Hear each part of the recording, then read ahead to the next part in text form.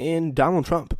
The show on stage might really, as well in Cape Girardeau, Missouri, could have been really called Fox and Friend, if you know what I mean. As President Trump wrapped up the midterm election cycle with a late night rally in Southwest Missouri on Monday, he was joined by Rush Limbaugh, Janine Pirro, and Sean Hannity on the big stage. And I mean, obviously, this is a very tough look for the supposedly journalist at Fox, but still, I just one of the things that I have to say is, like, I really don't see this as a very big deal, but just as something that just takes a step back and proves once and for all that Fox News and the president, like, this is their full body merging moment. It's appropriate that at times comes at a time just before the midterms, like they fully merge and become one together. Yeah, I mean, this is really weird. Yeah, I've never heard of anything like this in American politics before, where, someone from a prominent news network campaigns for a candidate, while they're still employed in that news network. It's just very weird. It's unsettling too, because, I mean, how partisan they are, but this just puts it all out in the open. They're not even pretending anymore. They're not. It's just weird. I don't know what's happening. Yeah, it just seems to be so, like, abnormal. It's a site where you look at the stage and you're like, wait, what? Sean Hannity's there? And I think the people who are really upset most are some people in the news who are just like, they really don't. I feel like they get the sense they don't like to criticize Fox News because so many people they know work there, and maybe they're good people, and they don't want to see them, like, criticized or anything like that. But still, it's just, again, very weird. And I think I saw people like a lot of people who work at NBC and people like who work at the New York Times were very, very much taken aback by that. Yeah, I just think it takes away from their credibility as news people, as people who are fair-minded. People in the media are supposed to be part of what they call the fourth estate or the fifth estate? Fourth estate, I think, yeah. Fourth estate. And they're supposed to, and here you have people from the media, campaigning for a particular candidate. It's just not right. Yeah, and I mean, imagine for a second if we saw, like, Mika Brzezinski out there campaigning alongside Andrew Gillum. Like, what would be the reaction then? I think, like, the reason why the reaction is so subdued is because it just tells us a lot of things that we already know. Like, Sean Hannity and President Trump have both been we know they've been good friends for a while. Janine Pirro, they all love Trump, and they are doing this for Trump. Like, but now, like, the deniability is over at this point. Like, when you appear for a rally, like, there's no longer any more hiding. There's no pretense, right, that they're journalists. Yeah, that is all. That, especially after last night, that's all down the drain. Mm-hmm. Yeah, and I think that can be very helpful for looking at them honestly in the future. Yeah. So, anyway, we now turn to a little bit of a public service announcement here, as there are some polling place issues that you may need to worry about, as false stories, misleading ads, and suspicious mailers are an unfortunate feature of most modern political campaigns. But there are some election day hoaxes that could be placed on you as you get down the road.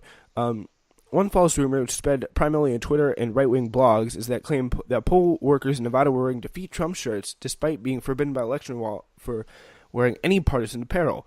That photo was taken, as it turns out, in a union event there days earlier.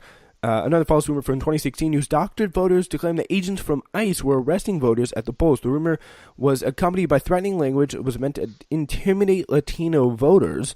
Not cool there. ICE has addressed similar rumors that are spreading ahead of Tuesday's election that they will not be near any polling places. They got too many courthouses to go raid. And they...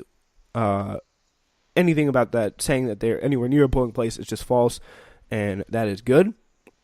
In 2016, false information circulated on social media, including some that was obviously, as I'm sure you've been following, Glenn, that has been spread by Russia-linked accounts.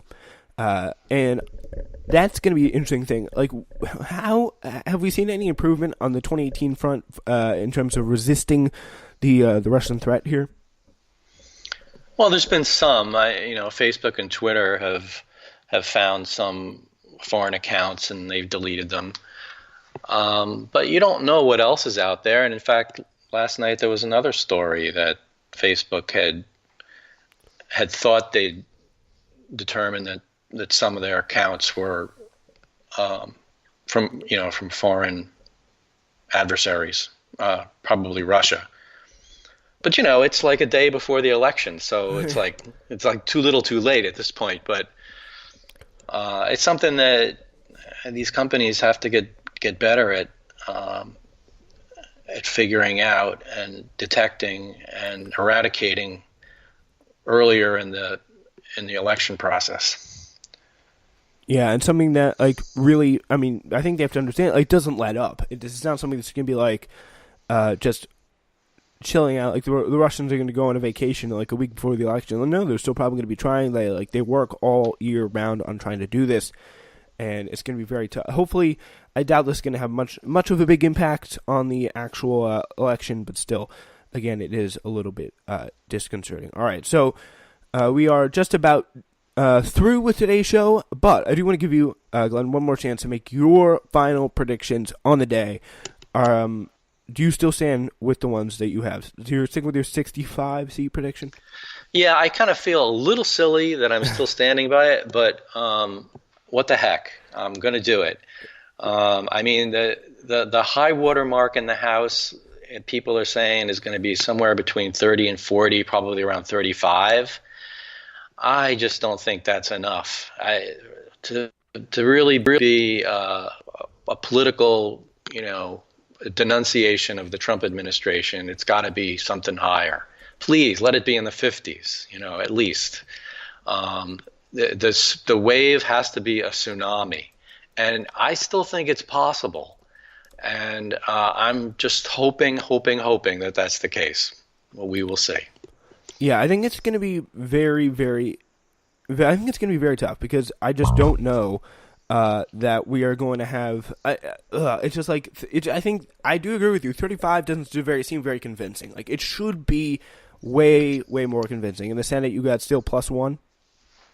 Yeah, why not? Yeah.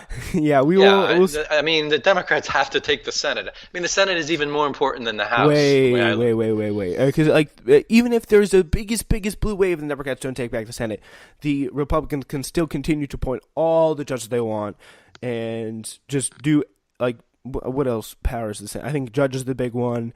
Confirming nominees, stuff like that the Trump may have. Because there's probably going to need to be a lot of new appointments made because if reporting is correct, a lot of people are going to leave if things turn out the way many people are expecting them to. Yeah, I mean, if the Democrats take the House, that pretty much shuts down legislation for the next 2 years. So if the Republicans maintain the Senate, basically all that Congress will be doing is appointing judges. And there's still a lot of openings because Mitch McConnell wouldn't appoint any judges during Barack Obama's second term. Yeah. So there's a lot of openings, and they've already filled a lot of them. And they're just stacking the courts with very young, very conservative judges. A lot of them weren't even qualified judges that, luckily they rejected some of those, but it makes me wonder, what the Republicans are doing there. Makes me kind of nervous. Yeah, the people who were have you had any, the Democrats would ask, have you had any trial experience? And the people would just no. Yeah.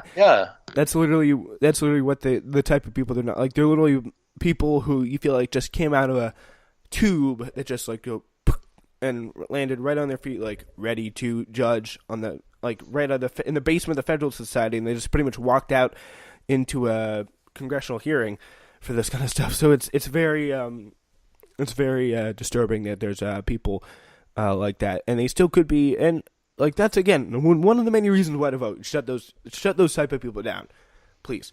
Yeah. So I'm relying on the older people, to get it done for me, so I don't have to live in a world that's like that in the future. So. Well, a few more years and you can contribute your vote. Yeah. But one of the things I didn't take into account when I made my original wild prediction of 65 was that the Democrats have to offset gerrymandering.